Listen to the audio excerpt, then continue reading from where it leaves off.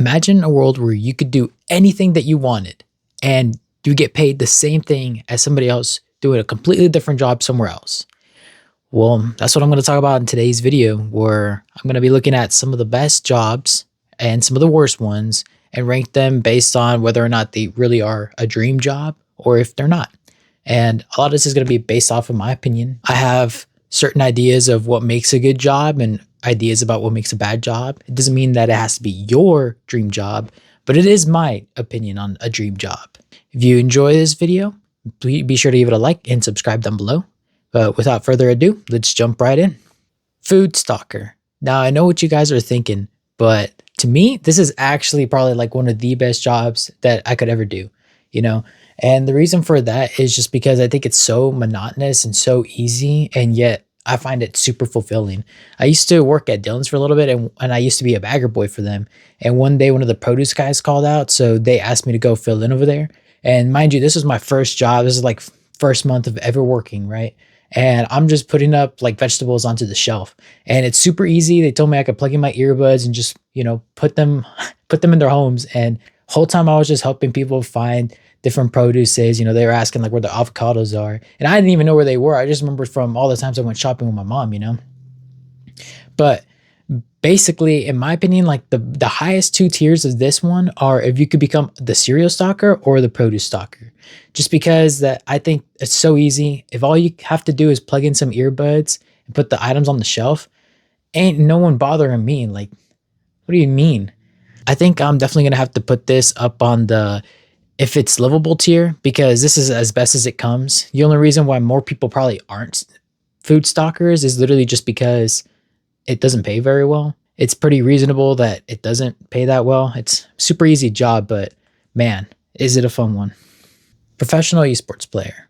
Now, I think that this job has a lot of potential, but it isn't as exciting as some people think it is, because with any professional sport, you have to dedicate so much time into making sure that you're at the best that you can be, and you're always competing, and you got to be with your team.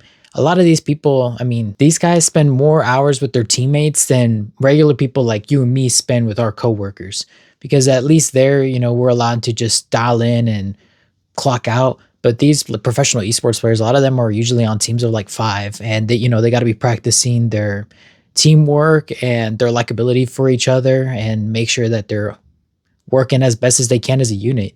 I think if the team is properly ran, then this could be a pretty fun one, but it's still so intense, and you never know if your job's going to be gone or not, because there's a lot of esport org owners out there that be investing in the game for only a couple months, and then if you don't have the results, then they take your paycheck away, and it's kind of sad.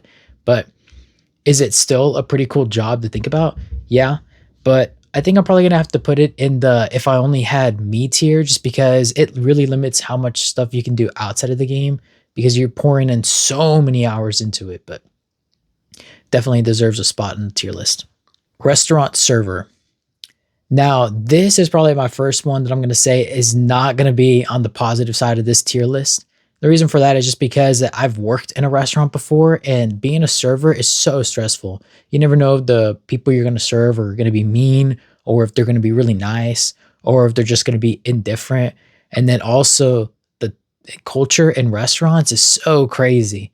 I feel like a lot of it is still high school coded. Maybe that's just my experience, but there's a lot of people here that go there whenever they're in high school or in college, and sometimes they end up just staying at the restaurant, which is not a problem, but it's like they also stay stuck in that high school college mindset where, there's a lot of gossip, a lot of drama, and everybody's all in it for themselves instead of trying to be good for each other, good friends. I didn't really have a good experience in a restaurant. Maybe it makes it a little bit biased, but I'm definitely going to have to put it in the I might be miserable tier. Actors. Now, this one is pretty exciting when you think about it, just because then, everybody gets to see you and you're up on the big screen. And if you have a really cool movie, then everybody's going to remember you and be like, hey, we got to get this guy in more films. But the problem with this tier is that a lot of these big actors didn't just have one overnight success and boom. A lot of these people have to go through so many different projects, and a lot of the times they don't even make it that big. And sometimes when they do, they get pigeonholed into a certain role, and that could also be pretty tiring. Take, for instance, Jenna Ortega. I think she's a great actor, and I would say that a lot of other people do, but just because she's done the role so well, where she's that, depressed or sad daughter who knows a lot and wants to be like smart mouth and stuff. Now that's the type of roles that people want to cast her for. And I'm sure that it was fun at first, but it's probably going to get tiring. If it were up to me, I'd love to be like an all around movie actor. You could do action movies, you could do horror, you could do thrillers, dramas. I think having a rotation would be pretty fun, but the likelihood of that happening is already slim, and the likelihood of even being in like a successful film where people actually want to see you in the movies and get excited to see you, kind of lower. So for that reason, I would have to put in the if I only had me tier, just because again, you have to dedicate a lot of time to it, and I don't know, it might not be for me. Teacher.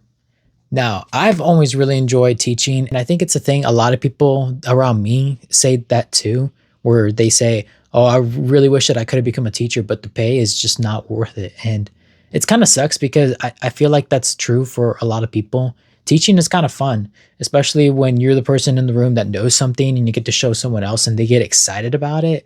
And then it's like you guys just made a connection for that. I think it's really cool, and the idea of it is really neat.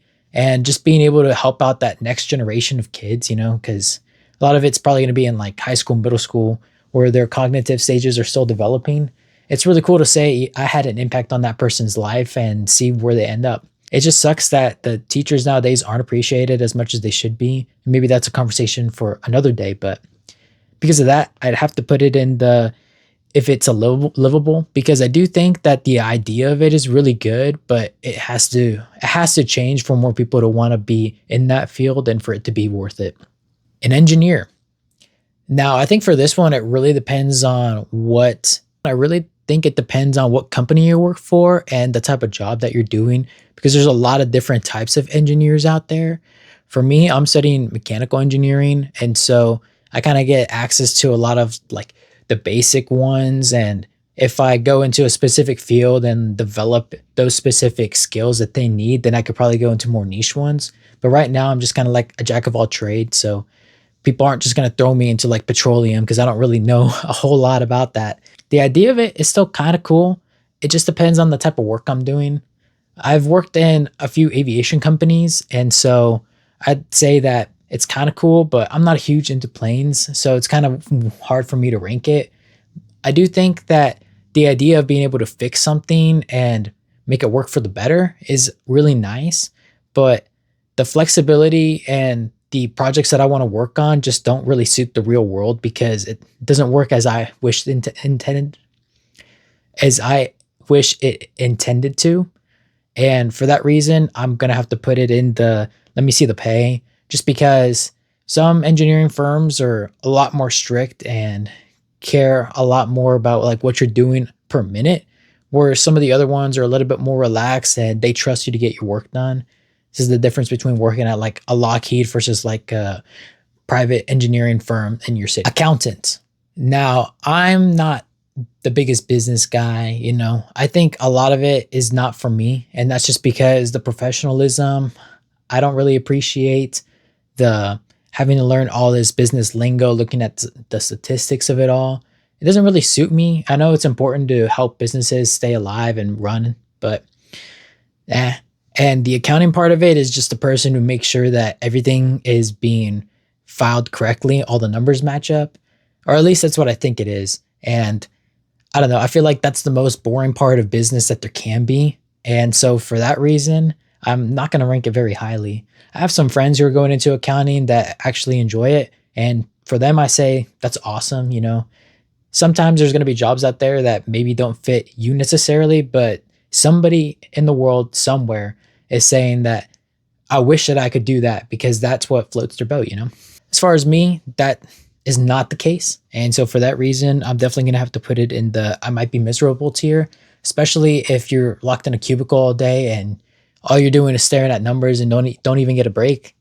Yeah, that might not be it. Customer service. Now, this is basically all of the jobs that I've done outside of my professional career.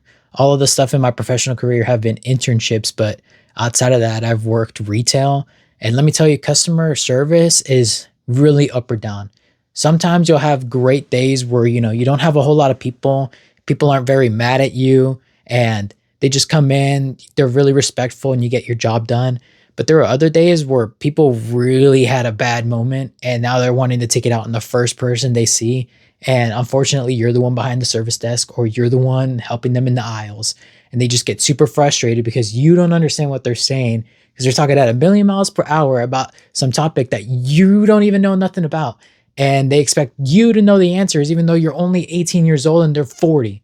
It's like, dude, what do you want me to do about this? you know? And it just really sucks. And I really hate the people who escalate it all the way up to the manager. And then your manager, tries to stand up for you. And then they just get berated. Like these people are just yelling and shouting at them. And you just feel bad because you're like, dang, I'm sorry, manager. I didn't mean to get you involved in this too. And that just really sucks. But it's not to say it's the worst job. It's just one of those jobs where you kind of don't know what you're going into. And I think because of that, it makes it worse because every interaction could literally just go south in an instant like that. And I don't understand what it is with these people. They're just like ticking time bombs that want to take it out on kids. I hope my generation learns from that and we're better than this. But all them old heads, all them boomers right now definitely don't make this an exciting field. I think I'm gonna have to put it in the let me see the pay.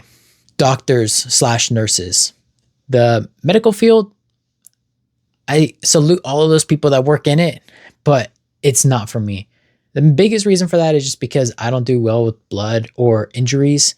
I think it's one thing for me to see on screen and in movies and shows. It's not too bad. Sometimes I get a little bit queasy whenever they have knives and they're making blood trails on their skins and stuff. Not necessarily to themselves, but just somebody to somebody else. And that's always just a little, but having to deal with that to like the extreme, like all these patients coming in with those, that's hard.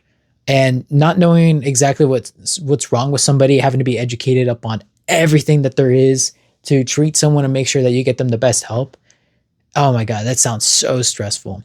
And I salute anybody who wants to go into the field. I think we need more people in healthcare. And it just sucks how bad of a condition we can be in as humans. I really wish that all of us could just be healthy all the time and not have any of these scrapes, bruises, cuts, burns, etc. But that's just not how the real world is. People are going to get injured and they need someone to help them. But that's not going to be me. I do not think it's necessarily a bad job because it sucks. I just think it's a bad job because it doesn't fit me. So for that reason, I would probably have to put it in the let me see the pay. Well, it's my tier list. I'm putting it in. I might be miserable. Music artists. Now, on paper, this actually sounds really fun. Everybody dreams about becoming a singer, pop star, because music is like the first thing that we're introduced to that big people are in. I guess outside of movies, but when you're a kid, all you know is like the cartoons, Pinocchio and Cinderella. You don't really see an actor with that. So I guess I'm still right. But the idea of being a music artist sounds cool, but then you have to remember that you got to go through years of singing lessons. And if you're going to write your own music, then you also got to learn how to write good lyrics. Then you're going to have to deal with a lot of the criticism that comes with it because, there's good supporters and bad supporters. And then you're going to have to spend a lot of your time going on tour because that's where the money's made, selling merchandise. I mean, I'm making it sound horrible. It's still better than a lot of other jobs and it pays super well. But as far as how good of a job it really is, I think you just have to be super passionate about it.